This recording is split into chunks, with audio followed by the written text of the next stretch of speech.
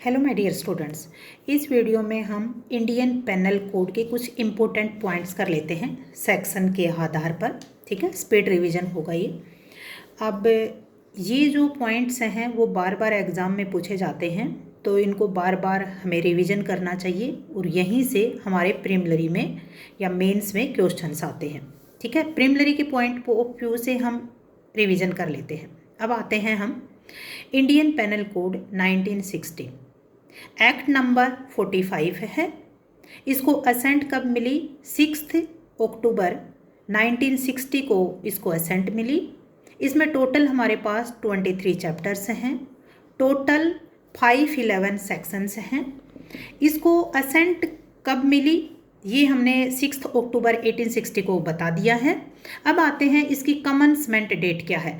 तो commencement date 1 जन 1862 है।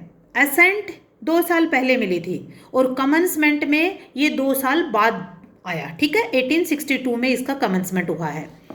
उसके बाद सेक्शन 2 पर आते हैं। कुछ सेक्शन बेस हम कर लेते हैं, वेरी इंपॉर्टेंट सेक्शन है, शुरू से करना ही पड़ेगा। अब आते हैं सेक्शन 2 पर। सेक्शन 2 को हम इंट्रा टेरिटोरियल सेक्शन कहते हैं, यानी यदि कोई भी ऑफेंस इंडिया में कमिट किया जाता है तो जो भी पर्सन ऑफेंस कमिट करता है उस पर्सन को आईपीसी के तहत पनिशमेंट दिया जाएगा। फिर उसके बाद सेक्शन 3, सेक्शन 4, इन दोनों सेक्शंस को हम एक्स्ट्रा टेरिटोरियल सेक्शन कहते हैं।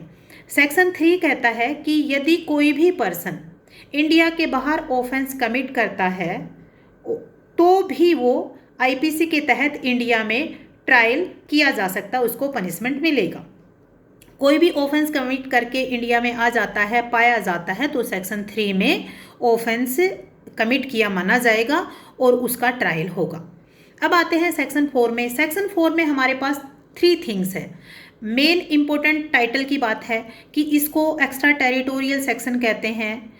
फिर उसके बाद हम याद रखते हैं कि यदि citizen of India outside of India यदि कोई ऑफेंस कमिट करता है तो आईपीसी के तहत उसे पनिशमेंट मिलेगा।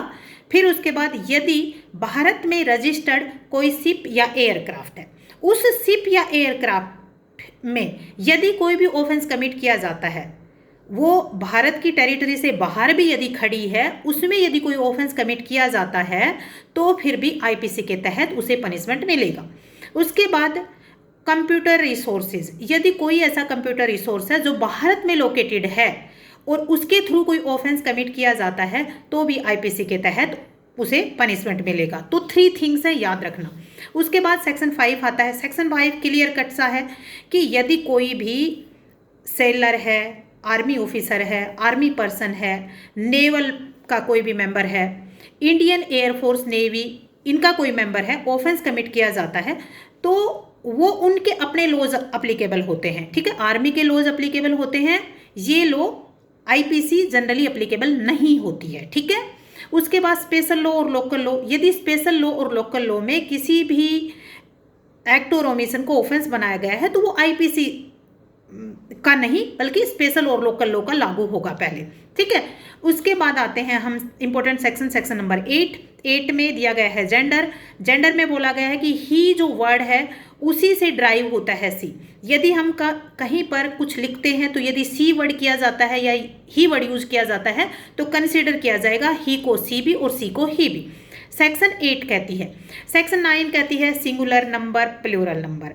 हम सिंगुलर को प्लूरल, प्लूरल को सिंगुलर कंसीडर करते हैं, सेक्शन 9 कहती है। सेक्शन 10 कहती है man, women, man of any as, women of any as. आपके सामने एग्जाम्पल आता है कि यदि 1 दिन की लड़की है और उसके साथ यदि किसी तरह का कोई असोल्ट किया जाता है तो फिर क्या वो वुमेन में आएगी? यस, 1 दिन की लड़की है वो भी वुमेन में आती है।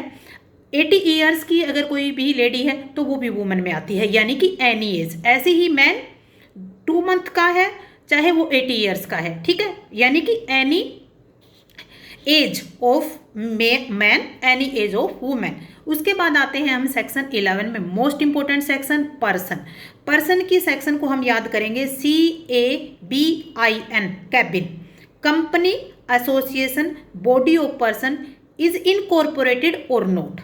ठीक है, इसमें ये सब है, वो कौन होंगे, वो पर्सन्स होंगे। फिर सेक्शन 12 में क्या है, पब्लिक में कोई भी क्लास और कम्युनिटी वो पब्लिक में आता है। सेक्शन 13 हमें दिया गया है कि रिपील्ड कर दिया गया है। फिर उसके बाद सेक्शन 14 में गवर्नमेंट सर्वेंट आता है। तो गवर्नमेंट सर्वेंट कौन होता है, जो गवर्नमेंट के द्वारा रिक्रूटेड किए जाते हैं, अपॉइंटेड किए जाते हैं, पोस्टेड किए जाते हैं, जो गवर्नमेंट से सैलरी लेते हैं, उनके पे रोल में उनका नाम रजिस्टर्ड होता है, ठीक है। उसके बाद सेक्शन 16 1937 में इसको रिपील कर दिया है। 17 में गवर्नमेंट ऑफ इंडिया में सेंट्रल गवर्नमेंट, स्टेट गवर्नमेंट दोनों इंक्लूड है। 18 में इंडिया में whole territory of India include है। उसके बाद आते हैं 19 में जज कौन होता है, ए पर्सन और ए जज who has empower to give definitive judgement, जो निश्चित जजमेंट दे सकता है उसको हम जज कहते हैं, ठीक है। उसके बाद कोर्ट ऑफ जस्टिस, यानी कोई पर्सन और body of person who acting judicially, जो जुडिशियली एक्टिंग करता है वो कोर्ट ऑफ जस्टिस होता है। फिर उसके बाद आते हैं 21 में पब्लिक सर्वेंट में हमारे पास 12 कैटेगरीज दी गई हैं, ये पब्लिक सर्वेंट है। अब देखो हमें सेक्शन 14 को जब हम देखते हैं तो वहाँ पे गवर्नमेंट सर्वेंट है, यहाँ पे पब्लिक सर्वेंट है। तो गवर्नमेंट सर्वेंट, पब्लिक सर्वेंट, देखो दोनों अपनी जगह अलग अलग हैं। कैसे, जो गवर्नमेंट सर्वेंट है उसको गवर्नमेंट रिक्रूट करती है, अपॉइंट करती है, पोस्टिंग करती है उसकी, उसे सैलरी देती है। लेकिन पब्लिक सर्वेंट में सैलरी मिले, रेम्यूनरेशन मिले हमेशा जरूरी नहीं है, ठीक है।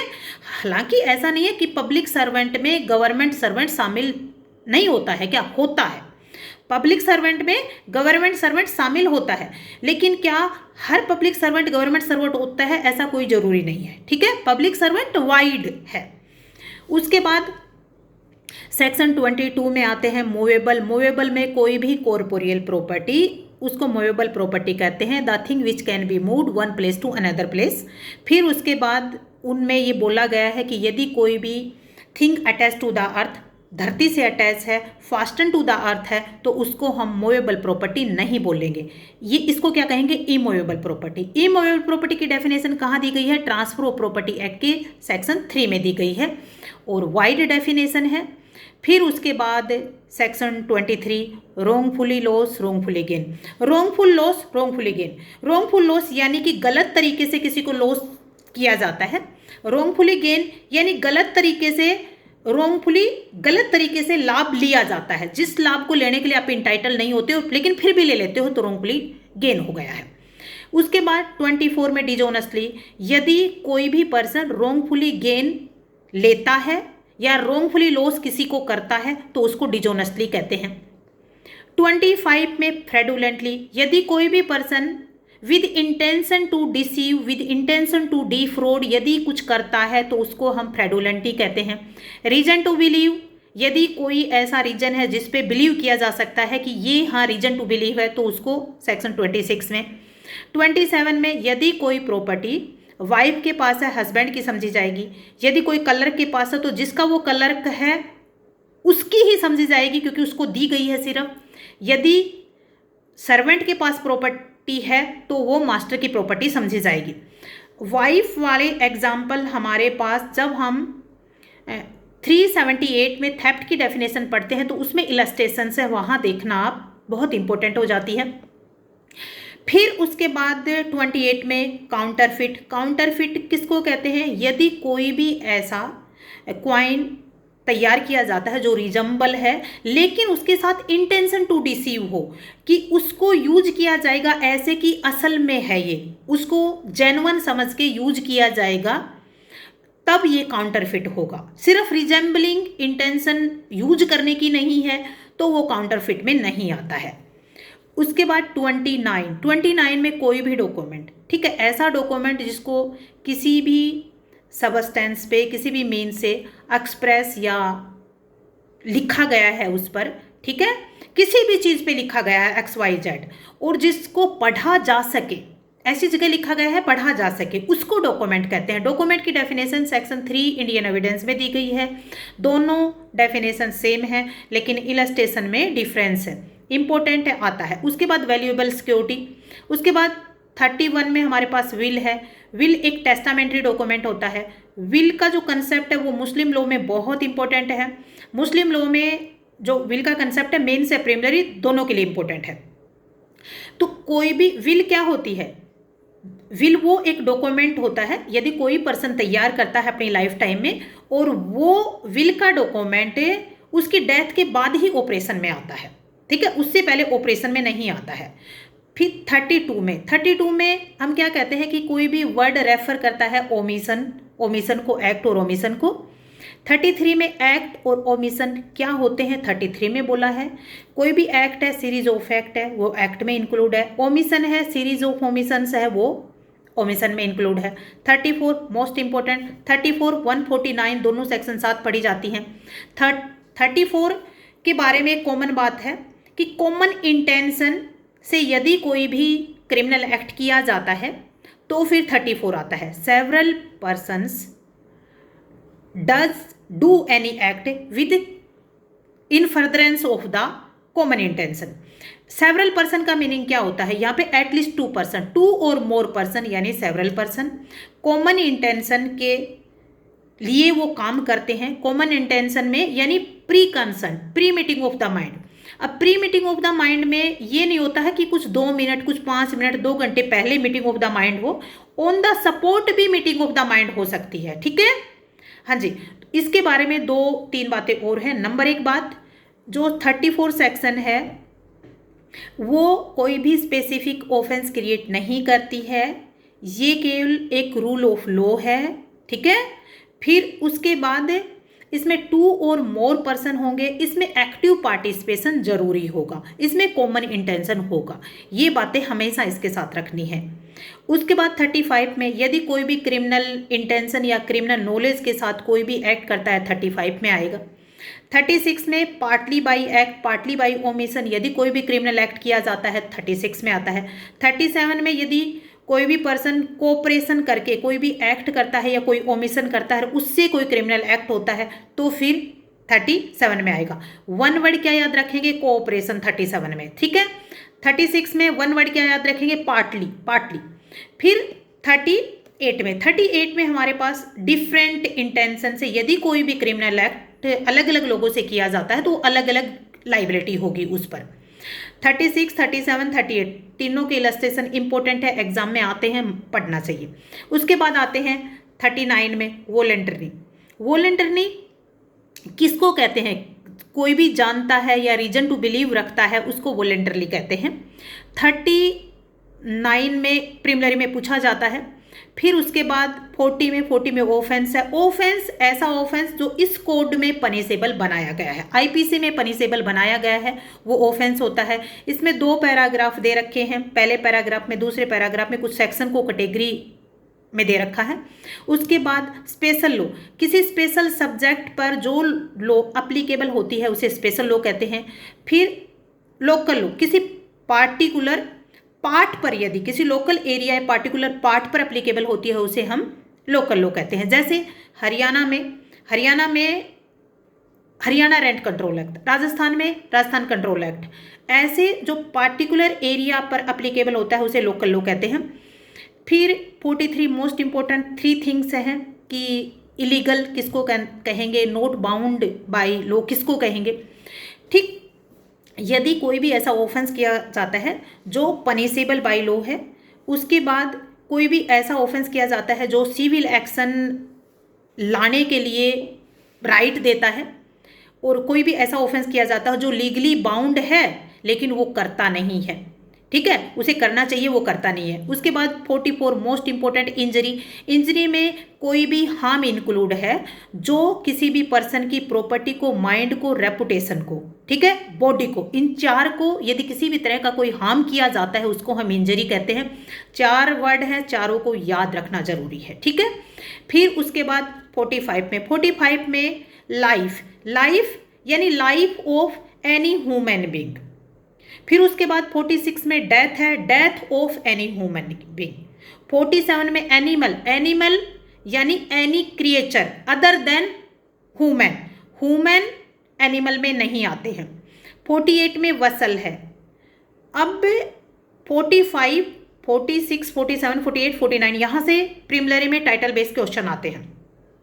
देखो पहले लाइफ है 45, उसके बाद लाइफ होगी तो डेथ भी होगी 46, फिर यहाँ पर ह्यूमन की बात हुई है, 47 में एनिमल की बात हुई है, फिर एनिमल की बात हुई, उसके बाद वसल की बात आई है। ठीक है, यानी कोई भी ऐसा प्लेस जो टेंट भी इंक्लूड है, कोई भी ऐसी प्रॉपर्टी जिसमें कोई पर्सन रहता हो, जिसमें कोई प्रॉपर्टी रखी जाती है, उसमें टेंट भी इंक्लूड है, वसल। 48 टाइटल बेस कई बार आता है।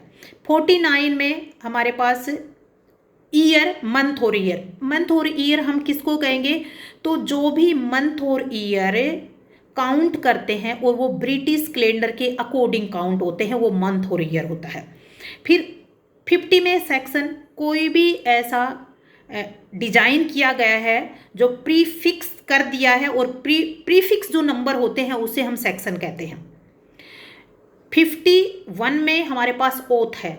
ओथ में कोई भी सोलेमन अफर्मेशन आती है, कोई भी डिक्लेरेशन आती है जो लीगली रिकॉग्नाइज्ड किया गया है, उसको हम ओथ कहते हैं। ओथ के बारे में हम ओथ, जब भी विटनेस आता है तो विटनेस ओथ लेता है कोर्ट में, तो ये कहाँ लिखा गया है कि वो ओथ लेगा, तो ये ओथ एक्ट है 1969, जिसकी सेक्शन 6 हमें बताती है कि भाई ये ओथ जब भी विटनेस आता है और विटनेस से ओथ लेने के लिए कहा जाता है तो पहले ये ओथ ली जाती है, वो वहाँ लिखी गई है। फिर 52 मोस्ट इंपॉर्टेंट सेक्शन है गुड फेथ। ये नेगेटिव डेफिनेशन दी गई है। प्रीलिमिनरी में क्वेश्चन पूछ लिया जाता है कि जो 52 में गुड फेथ की डेफिनेशन वो पॉजिटिव है या नेगेटिव हो, तो नेगेटिव डेफिनेशन है। और नेगेटिव डेफिनेशन में यानी कोई भी ऐसा एक्ट और कंडक्ट जो विद ड्यू केयर और अटेंशन के बिना किया गया हो, without due care and attention से किया गया हो, ठीक है, वो गुड फेथ में नहीं हो सकता है। फिर गुड फेथ में with due care and attention किया जाता है तभी गुड फेथ में होगा। 53 most important kinds of punishment, अगला चैप्टर स्टार्ट हो जाता है। तो काइंड्स ऑफ पनिशमेंट टोटल, सबसे पहले तो काइंड्स ऑफ पनिशमेंट कहाँ दिए गए हैं, सेक्शन 53 में दिए हैं। टोटल कितने हैं, 5 हैं। 5 कौन कौन से हैं, डेथ सेंटेंस है, लाइफ इम्प्रिजनमेंट है, और लाइफ इम्प्रिजनमेंट देखो रिग्रेस और सिंपल दोनों होती है, ठीक है। फिर उसके बाद हमारे पास प्रॉपर्टी के बारे में होता है, फॉरफीचर ऑफ द प्रॉपर्टी होता है। लाइफ इम्प्रिजनमेंट के बाद इम्प्रिजनमेंट होती है। इम्प्रिजनमेंट के बाद हमारे पास प्रॉपर्टी, फॉरफीचर ऑफ प्रॉपर्टी होता है। फिर उसके बाद फाइन होता है। ये 5 काइंड्स होते हैं, ठीक है। यानी डेथ सेंटेंस, लाइफ इम्प्रिजनमेंट, ठीक है, और फिर उसके बाद फॉरफीचर ऑफ द प्रॉपर्टी, फिर उसके बाद फाइन, ये होता है। अच्छा, अब 53A में 1955 में इसको जैसे पहले कहते थे ना काले पानी की सजा, वो नहीं है, ठीक है, उसको बदल दिया है, उसको हम इम्प्रिजनमेंट मानेंगे। अच्छा, फिर 54, 55, 55A ये साथ पढ़ते हैं। यदि डेथ सेंटेंस को कम्यूट करना है यानी कम करना है तो एप्रोप्रिएट गवर्नमेंट करती है, 54 में है। 55 में इम्प्रिजनमेंट को यदि कम करना है एप्रोप्रिएट गवर्नमेंट करती है। 55 कौन करता है, एप्रोप्रिएट गवर्नमेंट करती है। फिर उस 55A में एप्रोप्रिएट गवर्नमेंट किसको कहेंगे, तो यदि सेंटर के लिए है तो यूनियन को, सेंटर को कहेंगे, और स्टेट के लिए है तो स्टेट गवर्नमेंट को कहेंगे। जब हम ये सेक्शन कॉम्यूटेशन की सेक्शंस पढ़ते हैं तो इसके साथ हम सेक्शन 433 CRPC भी पढ़ते हैं। इसके साथ हम 72 article, 161 article of Indian constitution भी पढ़ते हैं, ठीक है। वहाँ पर प्रेसिडेंट गवर्नर की पार्डनिंग पावर है। उसके बाद हम आते हैं नेक्स्ट में 56 रिपील कर दिया गया है। 57 में फ्रैक्शन ऑफ इम्प्रिजनमेंट, जब फ्रैक्शन ऑफ इम्प्रिजनमेंट की आती है तो कितने ईयर्स की फ्रैक्शंस होती है, यहाँ पर 20 ईयर्स होता है। इंपॉर्टेंट है, 57 में 20 ईयर्स है, याद रखना होता है।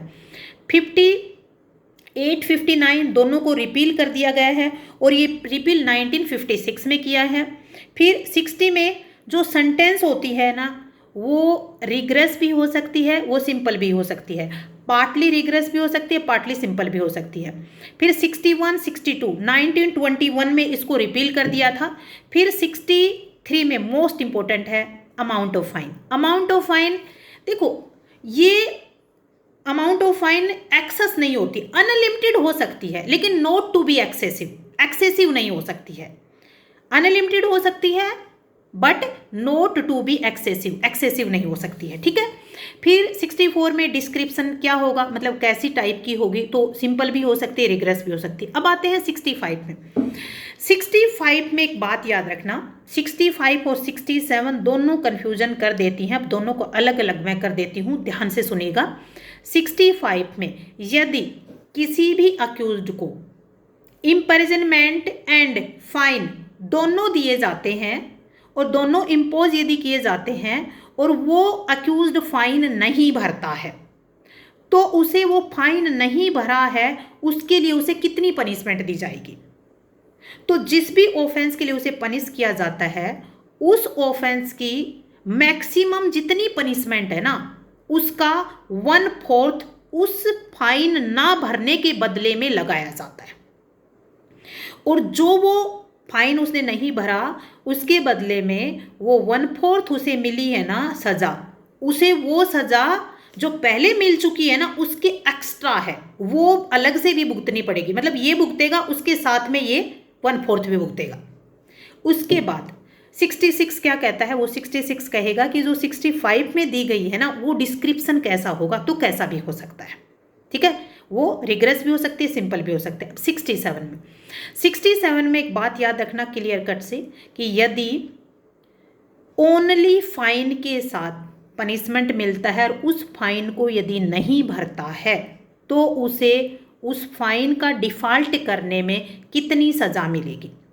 तो यहाँ पर है यदि कोई 50 रुपये तक है तो 2 महीने, 50 से ऊपर 100 तक है यानी 51 से 100 तक है, 51 से 100 तक है तो 4 मंथ, यदि 100 से अबोव है कोई भी फाइन तो फिर 6 मंथ, ठीक है। उसके बाद हम 68, 69 दोनों में भाई कोई भी फाइन उसे लगी थी तो वो फाइन यदि सारी तो नहीं करता है तो उसे सारी के बदले में उतना जितना मिला है 2 महीने, 4 महीने, 6 महीने वो भुगतना होगा। यदि कुछ उसने 2 महीने सज़ा काट ली है और उसको 6 महीने की मिली थी तो 6 महीने के बदले में जो पैसा है उतना पैसा उसे भरना पड़ेगा, वो उतना पैसा भर के प्रोपोर्शन में पैसा भर देता है और वो छूट जाता है, ठीक है। उसके बाद सेक्शन 70 कहता है कि सेक्शन 70 में जो फाइन लगाई है ना वो कितने दिन में उसे वसूला जा सकता है। तो ये 6 ईयर टाइम दे रखा है, या तो 6 ईयर या फिर जब तक वो सजा उसकी रहती है ना तब तक कभी भी किया जा सकता है। तो लेकिन 6 ईयर्स का डिजिट ध्यान रखना, 6 ईयर्स काफ़ी होते हैं। अच्छा जी, 71 में यदि सेवरल पनिशमेंट मिलते हैं तो 71 को हम CRPC के साथ भी पढ़ते हैं, 31 CRPC पढ़ते हैं। वहाँ पर भी बोला गया है कि यदि उसे सेवरल पनिशमेंट दिए जाते हैं तो सेवरल पनिशमेंट कैसे दिए जाएंगे, उसे कनकरेंट भुगतना होगा या कॉन्जिक्यूटिव भुगतना होगा, ठीक है। तो वहाँ पर यदि मजिस्ट्रेट कुछ लिख देता है कि ये दोनों साथ भुगती जाएंगी तो दोनों साथ, नहीं तो फिर वो अलग अलग होंगी, एक के बाद एक होगा। 71, 31 CRPC के साथ पढ़ते हैं। फिर 72 में कहता है कि यदि कोई भी ऐसा है कि ऑफेंस कमिट किया है लेकिन डाउटफुल है तो 73, 74 मोस्ट इंपॉर्टेंट है। 73 में सोलिटरी कन्फाइनमेंट मैक्सिमम कितनी हो सकती है, 3 मंथ्स हो सकती है। फिर सोलिटरी कन्फाइनमेंट कैसे दिया जाता है, लिमिट ऑफ सोलिटरी कन्फाइनमेंट 74 होता है। तो यहाँ पर दे रखा है कि यदि किसी भी पर्सन को पनिशमेंट दिया जाता है तो 1 महीने में मैक्सिमम कितनी दे सकते हैं, 1 महीने में 14 दिन का कर सकता है। लेकिन यदि उसको पनिशमेंट ज़्यादा महीनों का, नॉर्मल पनिशमेंट ज़्यादा महीनों का दिया है और तो फिर उसे हर महीने 7 डेज का होता है। अच्छा जी, वहाँ पर एक बात और है, जितने दिन वो सोलिटरी कन्फाइनमेंट में रहेगा उतने दिन वो बाहर रहेगा, ठीक है। उसके बाद हम 75 में कि in hands of punishment 2 chapter दिए गए हैं, चैप्टर 12, चैप्टर 17। इनमें प्रीवियसली कन्विक्टेड है तो किसी भी ऑफेंस में उसे चार्ज किया जाता है तो प्रीवियसली कन्विक्टेड के आधार पर पनिशमेंट का हिनेस हो जाएगा, ठीक है। बाय, जय हिंद, जय भारत। अब आगे के सेक्शन बाद में करते हैं नेक्स्ट लेक्चर में। बाय।